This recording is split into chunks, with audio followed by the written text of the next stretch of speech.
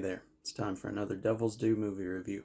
And today we're going to cover something for the holiday season. It's called Silent Night, and it is a John Woo action film from 2013. Wow, only a decade off, from 2023.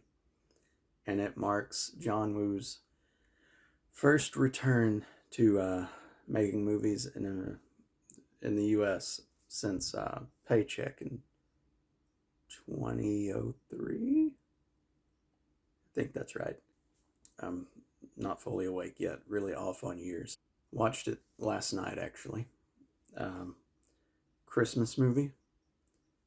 The gimmick is that the main character is his son's been killed. He's on a revenge quest, and he lost his vocal cords, hence Silent Night.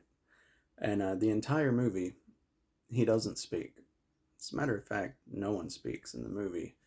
Um, the entire film is told, all the exposition, everything is done in purely visuals.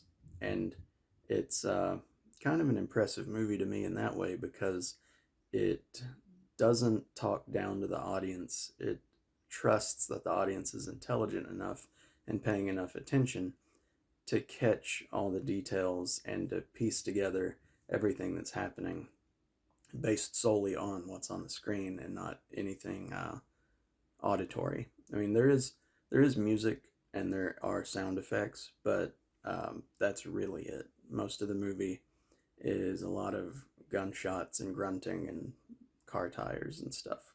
It's John Woo action film, so you know there's action, and it's done very well.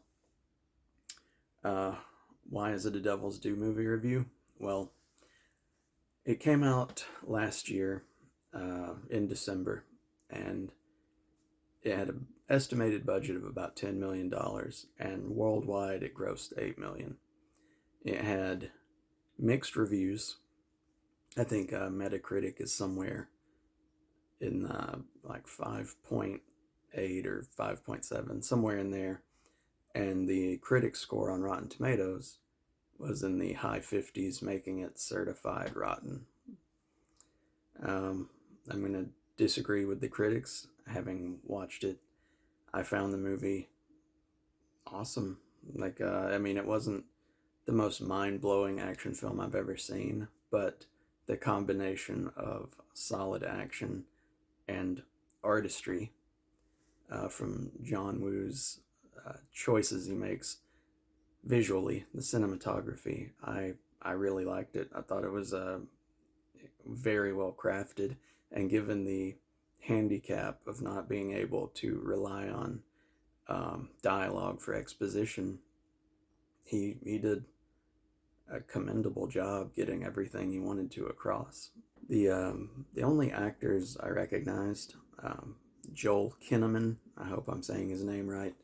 He played Rick Flag in the Suicide Squad movies. He was also in the first season of Altered Carbon, which is a sci-fi show. I'm not sure how many people have seen it, but I like him. I think he's a good actor, and he definitely has the physicality to pull off this John Woo film. The only other person on the cast I recognized was not really an actor, but a rapper, Kid Cudi. He's prominently featured on one of my favorite Kanye songs, All of the Lights. If you haven't heard it, it's one of his best.